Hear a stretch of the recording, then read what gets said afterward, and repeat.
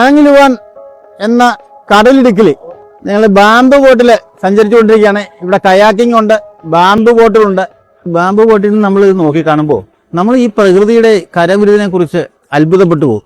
കാരണം ഇതുപോലെയുള്ള നല്ല സുന്ദരമായ കാഴ്ചകൾ, ചുണ്ണാമ്പ് കല്ലിന്റെ മലനിരകൾ, അതിൻ്റെ ഉള്ളിലോട്ട് കയറി കിടക്കുന്ന പച്ച നിറമാറുന്ന കടൽ, ഇതെല്ലാം ചേരുമ്പോൾ ഒരു വലിയ പ്രകൃതി രമണീയമായ സ്ഥലമാണ്.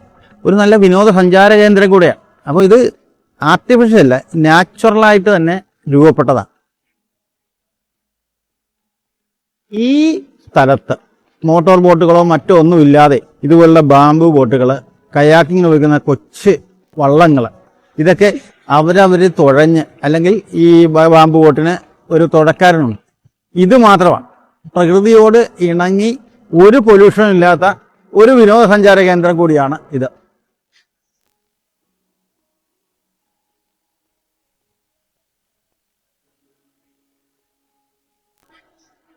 ഹലോങ് ബേയില് ഞങ്ങള് ക്രൂയിസ് യാത്ര തുടങ്ങാൻ പോയാണ്.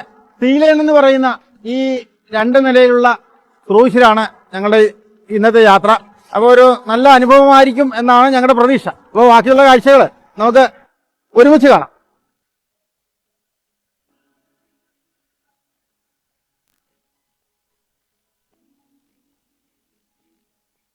അപ്പോൾ നല്ല മനോഹരമായ കാഴ്ചകളും കണ്ടുള്ള ഒരു യാത്രയാണ് ഈ ക്രൂയിസിൻ്റെത്. അപ്പോൾ ഓരോ സ്ഥലത്ത് വരുമ്പോഴും ഞാൻ അതിനെക്കുറിച്ച് വിശദമായി പറഞ്ഞുകൊള്ളാം.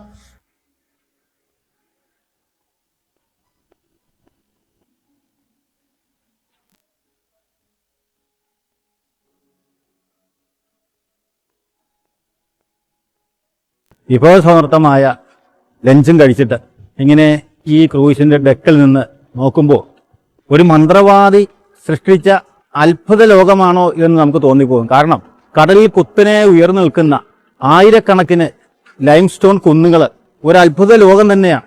ഈ അത്ഭുത ലോകം നമുക്ക് അടുത്തറിയണമെങ്കിൽ ഇതുപോലെയുള്ള ക്രൂയിസ് യാത്ര എന്തുകൊണ്ടും വളരെ നല്ലതാണ്. ഇന്ത്യ നേരമായപ്പോ ക്രൂയിസിന്റെ മുകൾത്തട്ടിൽ വിവിധ രാജ്യങ്ങളുടെ ആളുകളുടെ